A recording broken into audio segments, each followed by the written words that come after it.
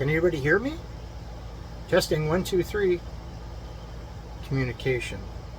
Let's talk about that.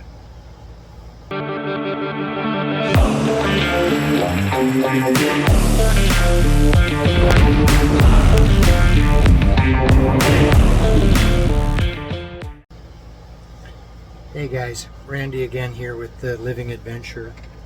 So quite a few years ago I developed a program and was employed by Canadian government to take young offenders, boys and girls ages 13 to 18, into the wilderness for what was called a behavioral modification program. And so I think back then it was the very beginning of life coaching, if you will. I know the training that we had to go through in order to be certified in order to do such a thing was quite intense, but I think it was just on the early cusps of what it is today. The real experience though was taking these 10 young offenders into the bush for 26 days and trying to work with them to change their behavior. One of the things that we as people tend not to realize is that our ability to communicate is poor at best. And the program that I developed was based on a couple of philosophies. One was challenge by choice and the other one was called experiential education. And as an example of experiential education, what would happen is within half a day of being into the bush, now these kids are hiking, they've got the packs on their back, they're miserable, they don't want to be there. I mean, their other alternative is jail. And for many of them, jail was a much better consequence than going into the bush with me.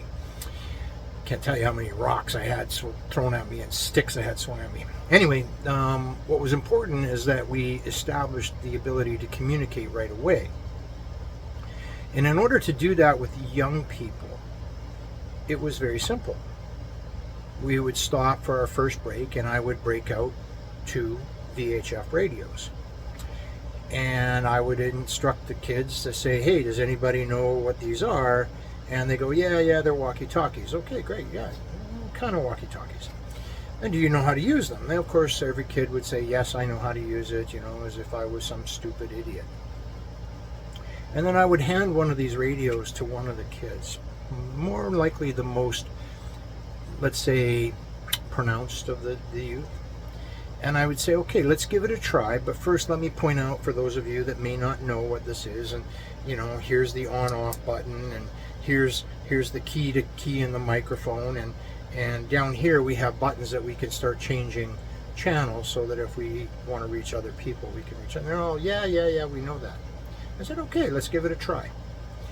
And so I said, I'll tell you what, I'm going to call you, and let's see what happens.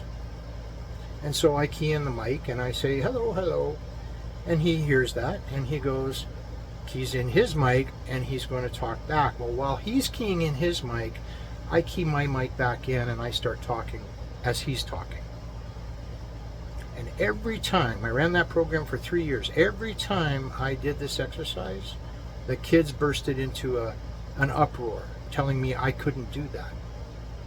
And I said, really? I said, why? And they said, because one person has to talk while the other person listens. And I would look at these kids and I said, does everybody agree with that? And they would all agree. And I say, listen, let's make that our very first rule, shall we? One person has to talk while the other person listens. And they would agree. Then I'd say, okay, I promise this time I'm going to listen while the other person talks. And so I said, you go ahead. So he keys in his mic, or she keys in her mic, and as they're doing that, I'm changing channels. And again, they would burst into an uproar, you can't do that. And I'm like, really, why not? And they say, because you have to stay on the same channel as they are. And I said, so I'm tuning them out? And the kids would get it. Physically showing them something, connecting the information that we're trying to communicate to them, they get it. The question is, do you? Hope this helped you out. Cheers.